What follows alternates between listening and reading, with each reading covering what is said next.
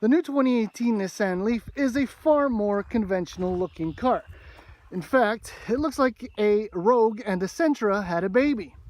The end result is a much more attractive car.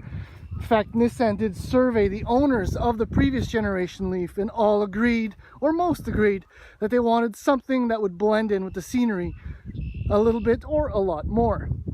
The inside, well, it's also quite conventional as far as today's cars are concerned. Room for 3 on the rear bench. And on the inside, well, it looks like most of Nissan's other products. There are obviously some exceptions that come with the LEAF, and that involves some driving technologies, including e-pedal, which I will demonstrate shortly, and ProPilot. Otherwise, lovely gauges, interesting screen. However, I must say the graphics kind of look a little bit old, but otherwise the seats are very comfortable and the car is quite attractive. I think Nissan will do quite well once more with this, but let's take it for a spin and we'll really find out what the LEAF is all about. So driving the 2018 Nissan LEAF pretty much comes down to 3 different things.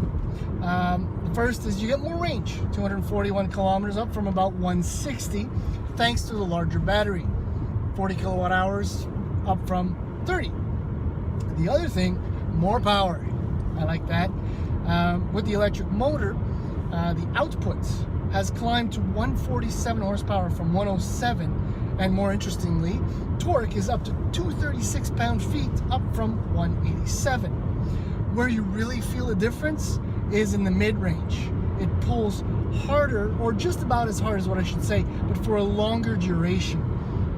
So that makes merging onto the highway, you know, at full throttle, a lot more fun. The final aspect is technology. And Nissan has really concentrated on that and included some drive modes, if you will. Currently, I'm in drive and I'm just booting around in the countryside. B, when you pull back on the lever, gives you extra engine braking regeneration. So in the country, it's the best way to actually slow down when you're cresting on a hill, for example. You don't need to touch the brakes, which is brilliant. In a city or urban setting, Nissan's new e-pedal is what turns out to be, I'd have to say, the perfect drive mode. By pulling on the lever, there we go. Yeah, that's maximum engine regeneration. So it's not exactly a new technology per se, it's just been packaged, I'd have to say, brilliantly by Nissan. The one downside for me is that you can't get maximum acceleration anymore, you only get about mid-range power. So in a city, it's actually possible to never have to touch the brakes, and you can blend in with traffic effortlessly and, you know, without tiring yourself so much by jumping from one pedal to the other. But because we're in the country, I'm going to turn e-pedal off and tell you a little bit about the drive itself. The Nissan LEAF has a lovely suspension, lots of wheel travel.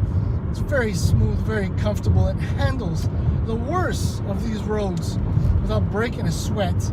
And I like to look forward when I'm driving, and let's just say speed piles on real fast.